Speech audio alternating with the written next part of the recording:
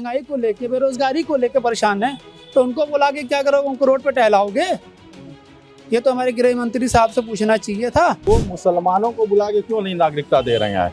ये सिर्फ हिंदुओं को नागरिकता देने की बात क्यों हो रही है? और मुसलमान हमेशा सेकुलरिज्म के लोग जो बात करते हैं, मुसलमान हर जगह से दबा हुआ है, आस्था की बुनियाद से देखा जा रहा है, चाहे वो मस्जिद का मामला हो, मदरसे का मामला हो, चाहे उनके रोजी रोटी का मामला हो, मुसलमान हर एक जगह से परेशान किया जा रहा है।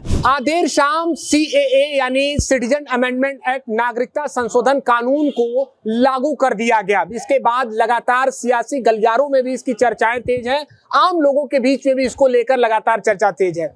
साफ तौर पर हम आपको बता दें कि इस कानून के माध्यम से 3 अलग अलग देश यानी बांग्लादेश, पाकिस्तान, अफगानिस्तान के आने वाले 6 जो समुदाय के लोग हैं उन्हें नागरिकता देने का प्रावधान है 31 दिसंबर 2014 के पहले जो देश में रह रहे थे। सीधे हम बात करेंगे बनारस के मुस्लिम समाज के लोगों से, वो क्या इसके विषय में सोचते हैं। आपका नाम? मेरा नाम शमशाद खान है। शमशाद जी, आपने सुना होगा कि शाम होते ही यह एक बड़ा फैसला किया गया है, यानी नोटिफिकेशन अधिसूचना जो है CAA की वो जारी कर दी गई है, क्या कहेंगे? देखिए, ये सरकार का काम था। ये तो CAA जो मामला बता रहे हैं ये तो बहुत पहले का था, मगर ये सरकार की सोची समझी रणनीति के तहत ये काम हो रहा है कि जब डेट आने वाली है तो ये चुनावी मुद्दा बना के ये काम करना चाहते हैं। ये हर तरफ से ये फेल है, तो अब ये चाह रहे हैं कि अब कोई ना कोई मुद्दा बना के, चाहे वो मुस्लिम समाज का हो चाहे हिंदू। हम कहते हैं कि अगर बांग्लादेश, पाकिस्तान से सारे जगह से लोग आएंगे तो अब मेरे भाई यहाँ के जो हिंदू समाज हो चाहे मुस्लिम समाज के लोग हैं जो अभी भी ऐसे भी परेशान है, महंगाई को लेके, बेरोजगारी को लेके परेशान हैं, तो उनको बुला के क्या करोगे? उनको रोड पे टहलाओगे? ये तो हमारे गृह मंत्री साहब से पूछना चाहिए था। तो ये एक चुनावी मुद्दा है और कुछ नहीं है। आप ये कह रहे हैं, 2 बात आपने कही। एक तो बात आपने कही कि इसको चुनाव के ठीक पहले क्यों लागू किया गया, तो उस जो नोटिफिकेशन में स्पष्ट किया गया है कि कोरोना की वजह से इसको लेट हुआ था। 2019 में सदन से यह पास हो चुका था, राष्ट्रपति के मुहर के बाद ही इसको मंजूरी मिलती यानी नोटिफिकेशन तैयार होता।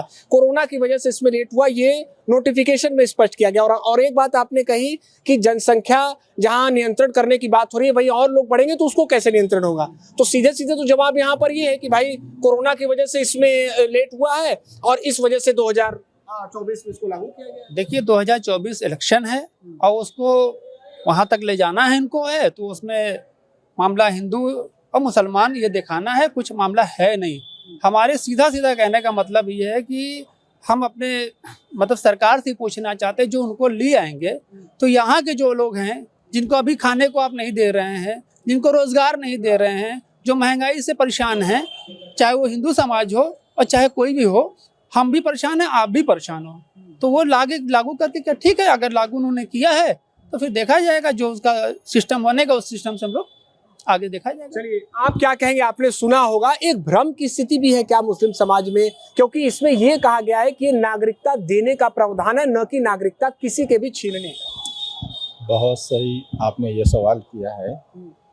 नागरिकता किसी से छीनी नहीं जाएगी इसमें, लेकिन दिया जाएगा। लेकिन मेरा कहने का मतलब है कि जो 3 देशों से बुलाया जा रहा है वो भी तो मुस्लिम देश है, और वहाँ से उनको ये लग रहा है कि जो हिंदू 6 लोग वहाँ पे बसे हुए हैं उन लोगों को पीड़ित किया जा रहा, परेशान किया जा रहा, वहाँ से उनको यहाँ पे हम बुला के सुरक्षित रखेंगे। लेकिन मैं ये कहना चाहता हूँ कि वहाँ पे बहुत सारे ऐसे मुस्लिम समाज के भी लोग हैं, तो वो मुसलमानों को बुला के क्यों नहीं नागरिकता दे रहे हैं? ये सिर्फ हिंदुओं को नागरिकता देने की बात क्यों हो रही है? ये सरासर आस्था की बुनियाद पे फैसला हो रहा है। 5 अलग और भी धर्म है। जी, सिख हैं, बौद्ध हैं और भी सारे जैन हैं जी, तो उसमें मुस्लिमों को क्यों नहीं जोड़ा जा रहा है? मेरा ये सवाल है। अगर उनके साथ मुस्लिमों को भी लाया जाए तो हो सकता है कि उनके साथ साथ हमारी भी तादाद बढ़ेगी। इसका सिर्फ यही एक बुनियाद बनता है कि भारत को हिंदू राष्ट्र घोषित करना। सरकार ये पूरा एजेंडा तैयार कर चुकी है कि हमको भारत में ज़्यादा से ज़्यादा हिंदू समाज को लोगों को रखकर और यहाँ पर एक हिंदू राष्ट्र घोषित कर दिया जाए। और मुसलमान हमेशा सेकुलरिज्म के लोग जो बात करते हैं, मुसलमान हर जगह से दबा हुआ है, आस्था की बुनियाद से देखा जा रहा है, चाहे वो मस्जिद का मामला हो, मदरसे का मामला हो, चाहे उनके रोजी रोटी का मामला हो, मुसलमान हर एक जगह से परेशान किया जा रहा है। और इसमें जो सेकुलरिज्म वाली बात आती है, सेकुलरिज्म में जब भी मुसलमानों पे आफत आई है, कोई भी ऐसे मुद्दे आए हुए हैं, वो हमेशा यही कहते हैं हिंदुस्तान जिंदाबाद और सब्र करते हैं। आज भी मुसलमान यही करेगा, अगर सड़कों पे आएगा तो डंडा खाएगा, लाठी खाएगा, जेल जाएगा, लेकिन मुसलमान आज भी यही कहेगा हिंदुस्तान हमारा है, रहेगा और हम हिंदुस्तान के रहने वाले नागरिक हैं, हिंदुस्तान हमारा जिंदाबाद। देखिए, लोकतांत्रिक प्रक्रिया के अनुसार ही देश चलेगी, संवैधानिक प्रक्रिया के अनुसार। क्या बस मेरा एक ही सवाल है, क्या आपके अंदर भी कोई भय है, क्या आपके अंदर भी कोई डर है सीए लागू कर दिया गया? बस सवाल यही है। सरकार जिस तरह से कानून लेके आ रही है चुनाव से पहले और जैसा माहौल बनाया था, इससे तो आदमी तो थोड़ा परेशान हो ही जाता है कि सरकार ऐसा कहा गया है कि नागरिकता किसी की भी छीनी नहीं जाएगी। जो 31 दिसंबर 2014 के पहले यहाँ पे जो रह रहे थे 6 समुदाय के लोग 3 देशों से, उनको नागरिकता देने का इसमें प्रावधान है। सही आपकी बात, लेकिन आस्था की बुनियाद पे सरकार बार बार ये लोकसभा के अंदर लेके आती है कानून। आस्था की बुनियाद पे आप ला रहे हैं, सेकुलर कंट्री है, तो ये कहाँ तक सही है? आप लोग भी देखिए। आस्था की बुनियाद की ये बात कर रहे हैं, हालांकि इसमें कोई भी धार्मिक विषय नहीं है, यहाँ सीधे सीधे नागरिकता देने का। तो आपको लगता है कि कहीं ना कहीं चुनाव के ठीक पहले ये ध्रुवीकरण करने का प्रयास है? ये आपकी बात सही है, मतलब ये चुनाव का ही मुद्दा है, ये चुनावी मुद्दा है, ये कहीं से भी सब जगह से ये फेल है। मोदी सरकार जो है आज के दौर में फेल है। और आप देख लीजिए कि जो हिंदू समाज हो चाहे मुस्लिम समाज हो, इनको 2019 में बम्पर वोट से इन्होंने वोटिंग की थी, चाहे मुस्लिम समाज भी 5% मुस्लिम समाज ने भी इनको वोट किया था। मगर उन्होंने जाना था कि ये एक नारा दिया था इन्होंने कि सबका साथ सबका विकास, तो मुस्लिम समाज ने भी इनके साथ जाने की कोशिश की।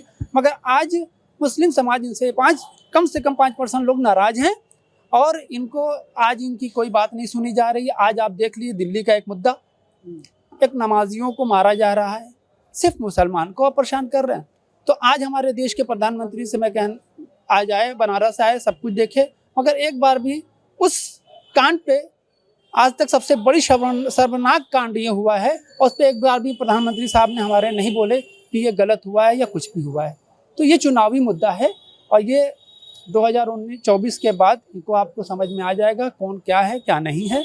ये फायदा करता है सीए या नुकसान करता है, ये उनको फायदा समझ में आ जाएगा। अंतिम सवाल आपसे कि जैसा कि इन्होंने कहा भी कि ट्रिपल तलाक वाले मुद्दे पर 2019 के ठीक पहले कहा गया और आंकड़े भी बताए कि मुसलमानों ने भी इनको बढ़ चढ़ कर वोट किया। क्या सीए कानून ठीक चुनाव के पहले जो लागू किया गया, क्या इससे इसको लेकर मुस्लिम वोट का भी प्रभाव पड़ेगा, आपको लगता है? नहीं, देखिए, मुस्लिम वोट का प्रभाव तो पड़ेगा ही, और मुसलमान इस समय शांति से बैठा हुआ है। कोई वोटिंग और चुनाव को रणनीति के तहत नहीं चल रहा है, क्योंकि जब जब मुसलमान शांति से बैठा, दलित समाज शांति से बैठा, तो कुछ नया हुआ है, कुछ नया हुआ है, और इस बार उम्मीद है कि कुछ नया होगा 2024 में। चलिए, तो लगातार इन विषयों पर हम अलग अलग वर्ग से भी बातचीत करेंगे, लेकिन यहाँ पर मौजूद थे हम, ये जो बनारस का बेहद व्यस्त इलाका माना जाता है, चौक ज्ञानवापी का इलाका, यहाँ पर बड़ी संख्या में मुस्लिम समाज की दुकानें भी हैं। ऐसे में लोगों का साफ कहना है कि कहीं न कहीं इस कानून में इनके लिए भी क्यों नहीं विचार किया गया। एबीपी लाइव के लिए निशांत चतुर्वेदी, वाराणसी।